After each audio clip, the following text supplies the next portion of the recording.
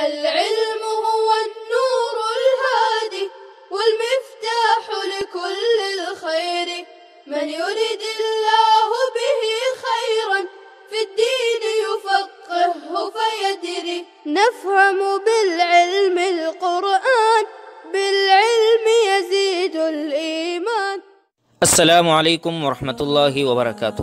عزیز طلباء کرام، الغزو الفکری کے چوتھے سبق میں ہم عالم اسلام کے خلاف صلیبی جنگوں کی مختصر تاریخ کو بیان کرنے کی کوشش کریں گے، جس کی وجہ سے ہم کو الغزو الفکری کے اگلے اسباق کو سمجھنے میں بہت زیادہ مدد ملے گی انشاءاللہ.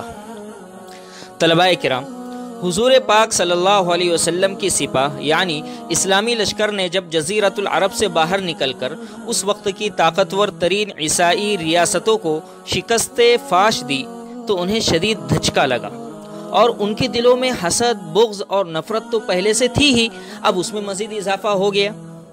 مسلمانوں نے ایک مختصر عرصے میں طاقتور عیسائی ممالک مصر، شام، عراق، ایران جو آتش پرست تھے، اسپین جس کو اندلس کہا جاتا تھا، اسی طرح سے وسط ایشیا، آرمینیا، آذربائیجان، گریٹ اور قبرص فتح کر لیے.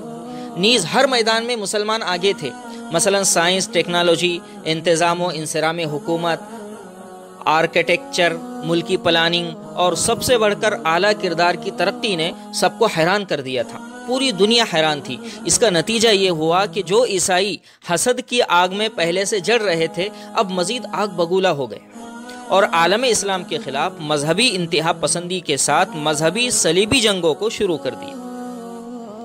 اب تک کے صلیبی جنگوں کے 3 مرحلے ہو چکے ہیں.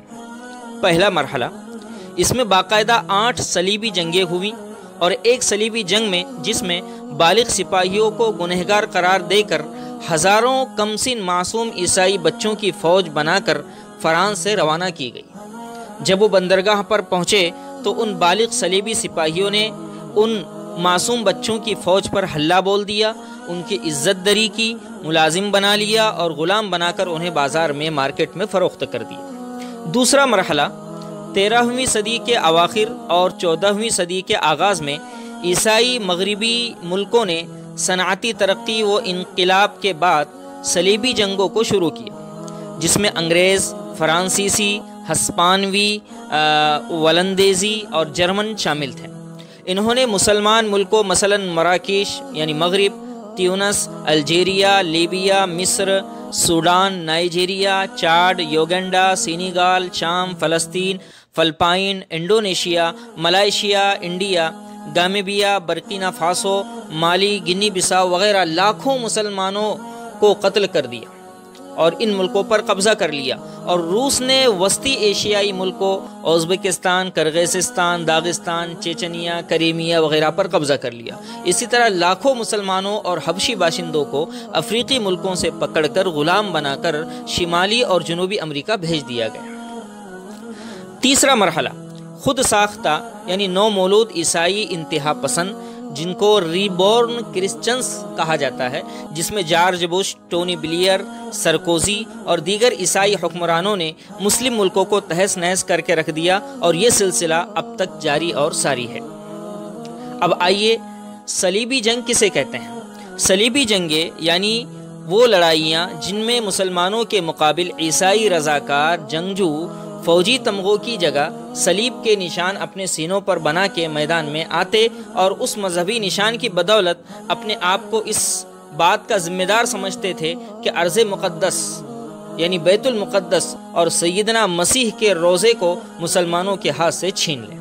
عزیز طلباء کرام، دوسرے اور تیسرے مرحلے کی صلیبی جنگوں کے حالات تو ہمارے سامنے ہیں. ذرا پہلے مرحلے کی صلیبی جنگوں کی قدر تفصیل جان لیتے ہیں تاکہ صلیبی جنگوں کے اسباب اور وجوہات پر بھی ہماری نظر ہو جائے. پہلے عیسائی پادریوں نے یہ پروپیگنڈا کیا کہ القدس میں آنے والے زائرین یعنی یہود و نصارہ جو بیت المقدس کی زیارت کے لیے آتے تھے ان پر مسلمان ظلم و ستم اور زیادتی کر رہے ہیں. یہ جھوٹا پروپیگنڈا کیا گیا.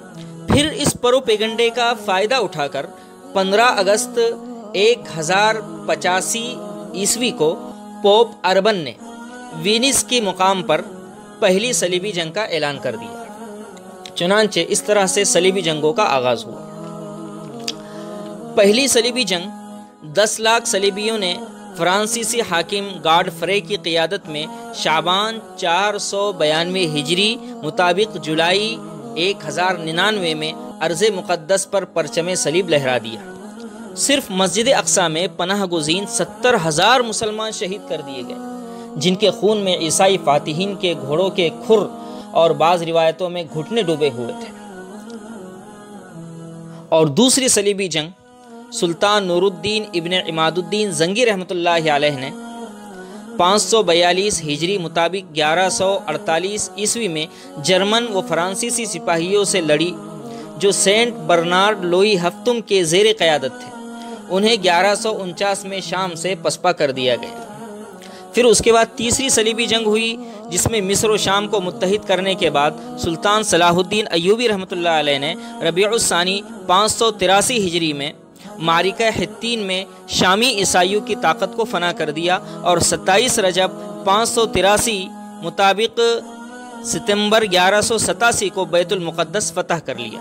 پھر شعبان 585 ہجری مطابق ستمبر 1192 عیسوی میں دوبارہ صلیبی حملہ ہوا، مگر اسے سلطان کے سپاہیوں نے ناکام بنا دیا۔ پھر اس کے بعد چوتھی صلیبی جنگ ہوئی، جس میں جرمن حکمران ہنری ششم 591 ہجری مطابق 1195 میں شام پر حملہ آور ہوا، مگر عکا شہر پہنچ کر وہ مر گیا، اور یہ صلیبی مہم بالکل ناکام رہی۔ پانچویں صلیبی جنگ 618 ہجری مطابق 1221 عیسوی میں سلطان صلاح الدین ایوبی کے بھتیجوں نے اس میں صلیبیوں کو عبرتناک شکست دی۔ چھٹی صلیبی جنگ جو 624 ہجری مطابق 1228 عیسوی میں ہوئی، جس میں شاہ جرمنی فریڈرک دوم کی زیر قیادت القدس ایک معاہدے کے تحت جرمنوں کے حوالے کر دیا گیا۔ پھر 642 ہجری مطابق 1244 میں ملک صالح نے خوارزمی سپاہیوں کے ساتھ مل کر مسلمانوں کی امانت القدس کو صلیبیوں سے دوبارہ آزاد کرا لیا۔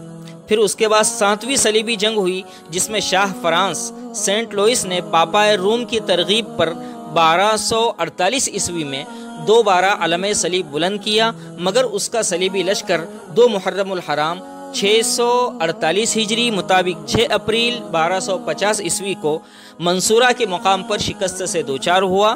شاہ فرانس قید ہوا اور مسلم سلطان کے احسان کی وجہ سے 4 سال بعد رہا ہو کر اپنے وطن واپس لوٹا۔ لیکن کہتے ہیں کہ کتے کی دم ٹیڑھی کی ٹیڑھی۔ 8ویں صلیبی جنگ اسی بادشاہ نے دوبارہ چھیڑی۔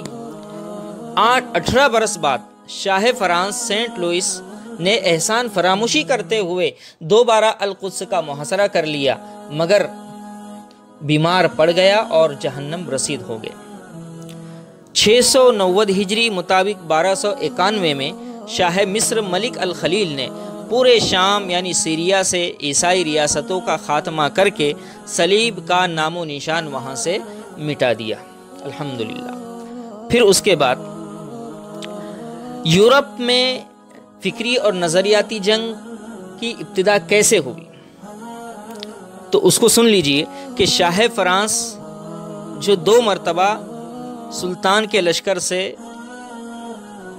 شکست کھا چکا تھا، سینٹ لوئس، جب اس نے اپنی مسلسل شکستوں کو دیکھا تو مسلسل شکستوں کے بعد مسلمانوں پر قابو پانے کے لیے وہ اس نتیجے پر پہنچا کہ مسلمانوں کو عسکری یلغار کی جگہ یعنی ظاہری ہتھیار کی جگہ اور میدانی جنگ کی جگہ فکری یلغار اور گمراہی سے ہرایا جا سکتا ہے، جس کے لیے علمی ترقی اور تیاری کا ہونا بے حد ضروری ہے۔ چنانچہ اس نے اپنے وصیت نامے میں مسلمانوں کے خلاف کامیابی کے لیے عیسائی دنیا کو 4 باتوں کی سفارش کی۔ وہ 4 باتیں کیا تھی؟ سب سے پہلی چیز جو اس نے وصیت کی، سفارش کی کہ مسلمان حکام اور بادشاہوں میں پھوٹ ڈالی جائے۔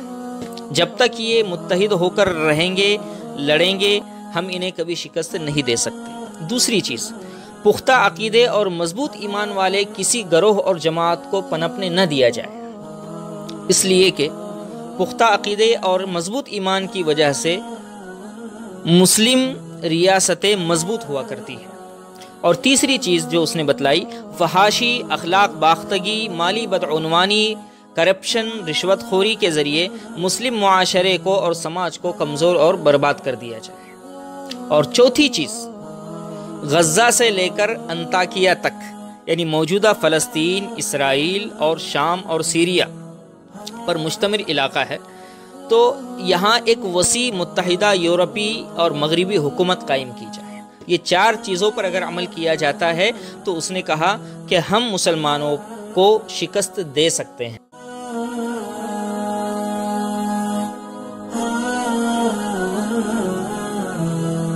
ہاں